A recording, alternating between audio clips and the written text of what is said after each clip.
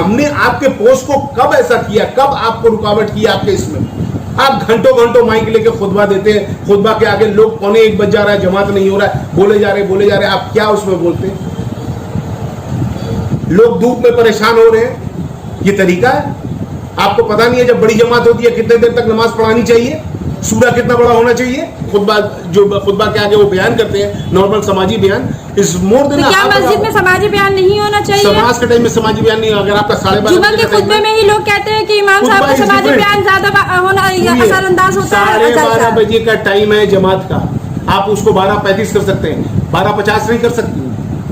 ایسا نہیں ہوتا, کہیں پر بھی نہیں ہوتا. تو کیا وہ جماعت کو چھوڑ دیتے ہیں؟ مسجد کا یہ ہے کہ یہ بہت بڑی جماعت ہوتی ہے, لوگ سب صحن میں بیٹھے ہوئے, باہر بیٹھے ہوئے, دھوپ کے نیچے بیٹھے ہوئے, بارش کے نیچے بیٹھے ہوئے. ہم اگر 50 منٹ تک, 40 منٹ تک, 30 منٹ تک, دیکھیے نا جمعے کی نماز میں کتنے منٹ کا خطبہ ہونا چاہیے؟ پھر آپ لوگ ڈیسائیڈ کیوں نہیں کرتے ہیں؟ 3 منٹ کا خطبہ کوئی دیتے, آپ لوگ ڈیسائیڈ کرتے 4 منٹ کا ہیں, امام صاحب کو 5 نہیں منٹ کا خطبہ بتاتے دیتے, 10 منٹ کا. ٹائمنگ یہاں پر فکس ہے, 12:30 بجے جماعت ہوگی. اور کیا فریم کریں گے اس کو؟ اچھا, کیا کورٹ سے آرڈر لاتے ان کو دیں گے؟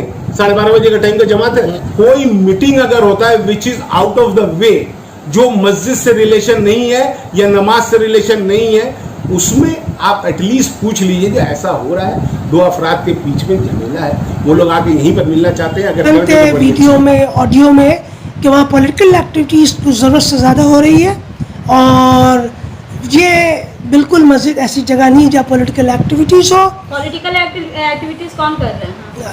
محمد شفیق صاحب کر رہے ہیں, اور یہ تو وہاں سے پبلک ڈومین ہے, یہ پبلک ڈومین ہے. میٹنگز ہو رہی ہے, کوئی 2 کونسل میں جھگڑا ہوا, اس کا فیصلہ بھی مسجد کے اندر ہوا without permission, the whole world knows it. اور ان کا کچھ ادارے میں وہ اٹیچ ہے. مسجد کے اندر اگر ہاتھ ملا لینا, اگر مسجد صلح کرنے کی جگہ اگر ہو رہی ہے تو اس کو آپ غلط تو نہیں سمجھتے؟ یہ مسجد کے اندر بھی ہم غلط اس لیے کہہ رہے ہیں کہ this is a purely political affair.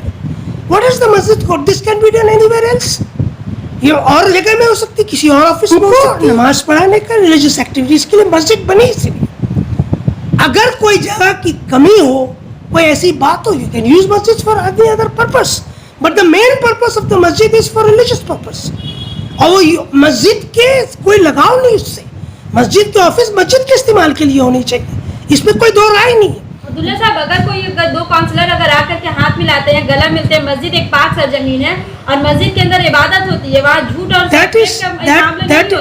کیا کوئی ایم پی اگر آئیں گے اگر مسجد میں تو کیا وہ بھی پرمیشن لے کر آئیں گے؟ نہیں, بالکل نہیں. اب بھی آتے ہیں, کونسل جنرل آتے ہیں, ایمبیسڈرز آتے ہیں, وہ اللہ کے, they are visitors, they are most welcome. But a dispute of it is the reason of کوئی اگر ڈسپیوٹ ہے تو وہ مسجد کے بیک گراؤنڈ میں آپ کیوں سیٹل کرتے؟ کسی بند کمرے میں کر سکتے, آپ مسجد کے بیک گراؤنڈ میں دیتے. That means there is some interest of your opposition. جو ایکٹیویٹیز ہے وہ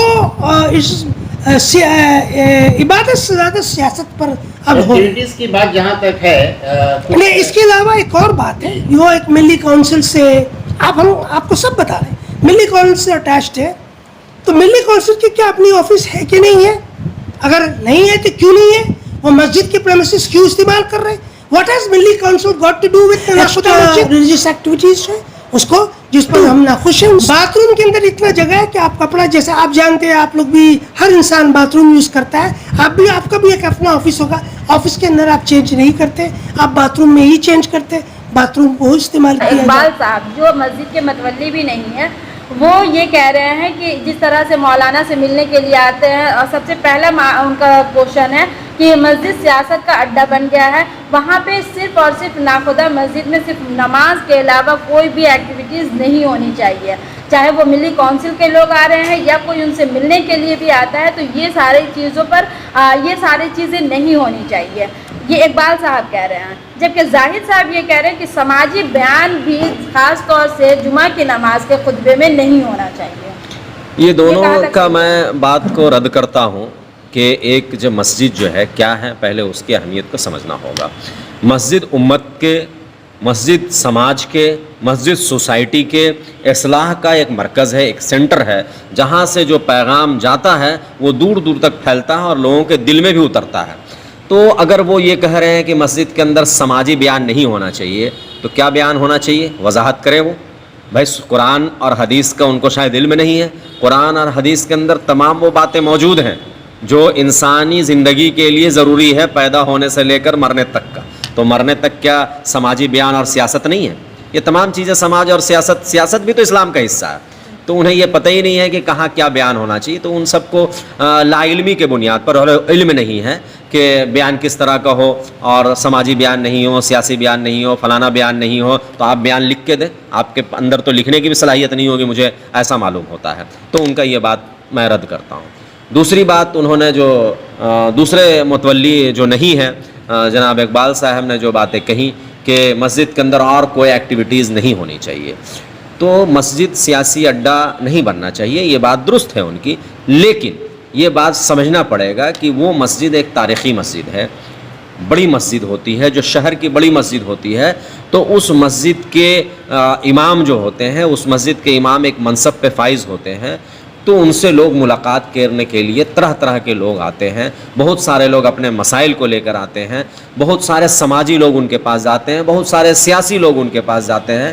تو اس طرح کا آنا جانے میں مجھے تو نہیں لگتا کہ کہیں کوئی دقت ہونی چاہیے.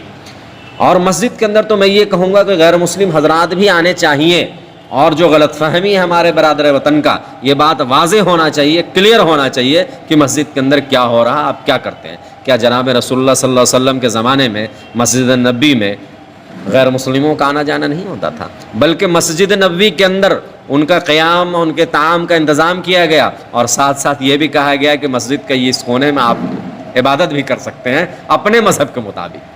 تو آپ بتائیے کہ مسجد تو وہ جگہ تھی, مسجد نبوی آج بھی قائم ہے, لیکن چونکہ ہم نے مسجد کے جو اصل اہمیت ہے, اصل جو مقام ہے, وہ ہم بھول گئے ہیں. مادھیم سے ہی, ذریعہ ہی بہت ساری باتیں معلوم ہوئی, تو جس میں چند جملے جو متولی صاحبان کے آتے ہیں کہ بھائی امام باتھ روم میں جا کر کپڑا چینج کرے, تو اور امام کے روم کو جو لے کر کے مسئلہ پیدا ہوا.